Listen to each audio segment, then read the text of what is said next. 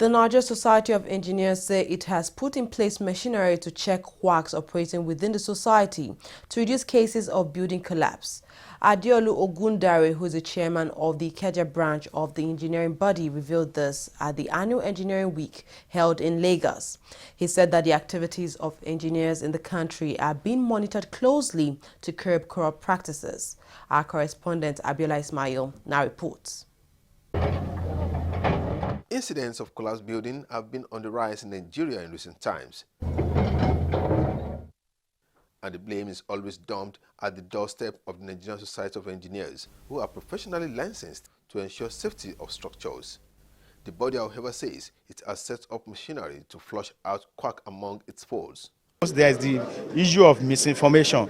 All the building collapse are not as a result of engineering personnel's involvement. A lot of quacks are involved in this, and so as a society, we've set up the engineering regulation and monitoring unit to go out to site to organizations. In fact, it's not even about building alone, but about the organization. You go to some organization, you see a lot of people call themselves engineers, engineering managers, and they have no bearing with engineering. And so we are trying to correct that, go out of the way, make sure that the people that are practicing engineering are really engineers, and not only engineers, but qualified to practice engineering, which is the second leg of it, and that is the internal control mechanism.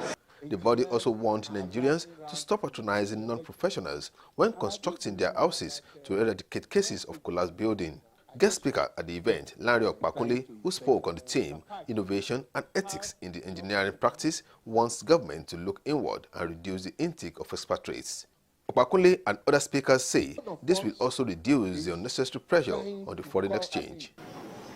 Societies like Nigerian Society of Engineers hold their members accountable and responsible for all their actions. Where there's pain, people will avoid pain. Where there's pleasure, they will continue, to do whatever they do. There has to be consequences for everything you do. The consequences can be positive, it can be negative. But in this case, I think it's important to drive home that you can be held accountable for your actions. And if you are held accountable for your actions, definitely you do the right thing at the right time. It's a synergy between everybody. It involves everybody, both the designer, the contractor, the supplier, and even workmanship too has to do with it. Because if you have poor workmanship, you have failure.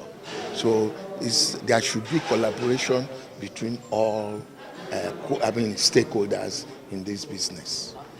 The event was concluded with a call on federal government to provide a competitive condition for local engineers to compete and showcase their capability in the field of engineering, rather than relying on expatriates always.